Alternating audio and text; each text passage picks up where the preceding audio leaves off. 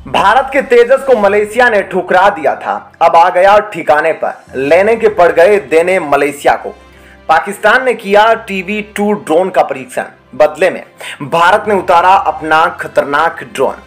दोस्तों, भारत के तेजस विमान की क्या ताकत है, इसे किसी से बताने की जरूरत नहीं है, क्योंकि यह वही योद्धा है जो अपने एडवांस एल्गोरिदम के जरिए कुछ ही सेकंड्स में अपने निशाने को नस्तो नाबूद करने की ताकत रखता है।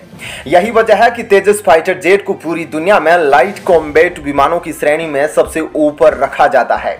लेकिन अभी हाल ही में इसके एक टेंडर को ठुकराया गया है। इस डील के तहत मलेशिया 18 फाइटर जेट भारत से खरीदने को लेकर बातचीत कर रहा था, लेकिन अब से कुछ दिन पहले खबर निकल कर आई थी कि मलेशिया यह डील कैंसिल करने वाला है और तेजस विमान की यह डील बिल्कुल कैंसिल होने के कगार पर पहुंच गया था और इसकी जगह पर मलेशिया दक्षिणी कोरिया के F-50 फाइटर विमानों को खरीदने वाला था। दरअसल जिस लाइट कॉम्बैट फाइटर जेट की मलेशिया को तलाश थी, उसके पैमाने पर भारत का LCA तेजस और दक्षिणी कोरिया का F-50 फाइटर जेट फिट बैठते नजर आए। मलेशिया के इस टेंडर में कई देशों के लड़ाकू विमान शामिल हुए थे, लेकिन अंततः भारत और दक्षिणी कोरिया के लड़ाकू विमानों का चुनाव किया गया था और तेजस और F-50 एक दूसरे के इस समय प्रतिद्वंदी है। लेकिन इस बीच मलेशिया के साथ एक बड़ा खेल हो गया है। वह मलेशिया जो अभी तक पूरी तरीके से मन बना चुका था कि साउथ कोरिया के लड़ाकू विमानों को खरीदने का, लेकिन अब जो खबर फिलीपींस ने दी उसकी वजह से मलेशिया ने अपना सर पकड़ दिया है। फिलीपींस से जो खबर आई है उसने तेजस विमान के कद को एक बार फिर से दुनिया में बड़ा करके रख दिया है और साथ ही यह सबूत भी दे दिया है कि तेजस विमान के आगे दक्षिण कोरिया का लड़ाकू विमान दूर दूर तक टिकने वाला नहीं है। दरअसल आपको बता दें कि फिलीपींस पहले से ही F-50 दक्षिणी कोरियाई लड़ाकू विमानों का इस्तेमाल करता आया है, लेकिन उसने अब एक ऐसा खुलासा किया है जिससे दक्षिण कोरिया भी घबरा गया है। दरअसल फिलीपींस की ओर से कहा गया है कि जो उसने 12 लड़ाकू विमान अपनी वायुसेना में दक्षिणी कोरिया से खरीदकर शामिल किए थे, उनमें से 9 लड़ाकू विमान उड़ने की काबिल नहीं हैं। उनके स्पेयर पार्ट्स की काफी कमी है और उनके पार्ट्स को दक्षिणी कोरिया मुहैया भी नहीं करा पा रहा है। केवल 3 ही लड़ाकू विमान हैं जो अभी उड़ने के काबिल है, यानी कि 75% दक्षिणी कोरियाई लड़ाकू विमान फिलीपींस में ग्राउंडेड हो गए हैं। अब ऐसे वक्त पर फिलीपींस से यह खबर आना मलेशिया के लिए सबसे बड़ा सरदर्द हो गया है। मलेशिया बस कुछ ही महीनों में पहली किस्त भी दक्षिणी कोरिया को देने वाला था। मलेशिया आर्थिक स्थिति में भी इतना सक्षम देश नहीं है कि वे फ्रांस या अमेरिकी लड़ाकू विमानों की खरीदारी कर सके, लेकिन भारत का तेजस मलेशिया की हर एक जरूरत को पूरा करने में सक्षम है। वहीं भारत ने मलेशिया में इसकी मैन्युफैक्चरिंग यूनिट तक लगाने को तैयार हो गया था। वहीं मलेशिया ने पूरी तरीके से अभी तक तेजस विमान के डील को कैंसिल नहीं किया, लेकिन भारतीय वायुसेना भी मलेशिया से काफी गुस्से में थी। भारत का कहना था कि अगर मलेशिया को दक्षिण कोरियाई विमान को खरीदना था तो भारत को पहले ही बता देता। दरअसल मलेशिया के लिए यह खबर गरीबी में आटा गीला होने वाली जैसी है, क्योंकि मलेशिया के पास इतना हाई बजट नहीं है और वह किसी तीसरे लड़ाकू विमान को खरीद पाए। अब भारत भी अगर मलेशिया को तेजस विमान देने से इनकार कर देता है तो मलेशिया किस लड़ाकू विमान को खरीदेगा? यह मलेशिया के लिए किसी बुरे सपने से कम नहीं है। अब भारत मलेशिया को लड़ाकू विमान देगा या नहीं, आप इस बात से अंदाजा लगा सकते हैं। कुछ दिन पहले की घटना है, आपको याद होगी जब इंडोनेशिया ने भारत के गेहूं को तुर्की के कहने पर खरीदने से इनकार कर दिया था।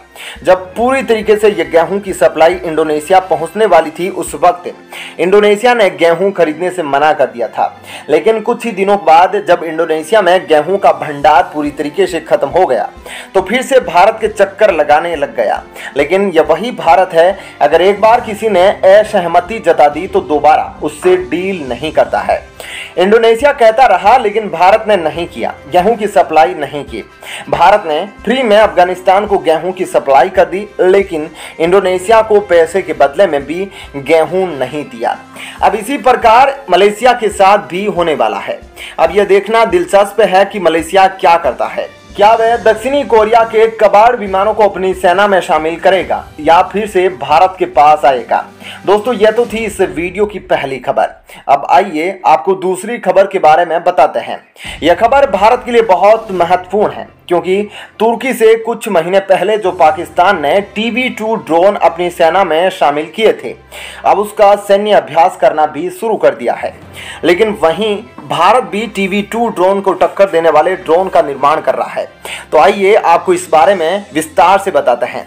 लेकिन उसके पहले आप इस बात से अंदाजा लगा सकते हैं कि भारत और पाकिस्तान में क्या अंतर है। पाकिस्तान अपनी सेना के लिए दूसरे देशों से पैसे देकर हथियारों की खरीदारी करता है, लेकिन उसी तरीके के हथियार का निर्माण कर भारत खुद ही अपनी सेना की आपूर्ति पूरी करता है। कुछ महीने पहले पाकिस्तान को तुर्की ने TB2 ड्रोन दिए थे, इस बात पर कोई संदेह नहीं है। तुर्की द्वारा बनाया गया TB2 ड्रोन बहुत ही शक्तिशाली अनमैन्ड ड्रोन है। यूक्रेन के द्वारा भी रूसी फाइटर जेट को मार गिराने में TB2 ड्रोन का उपयोग किया गया है। रूस से युद्ध शुरू होने से पहले ही यूक्रेन ने तुर्की से TB2 ड्रोन खरीद लिया था।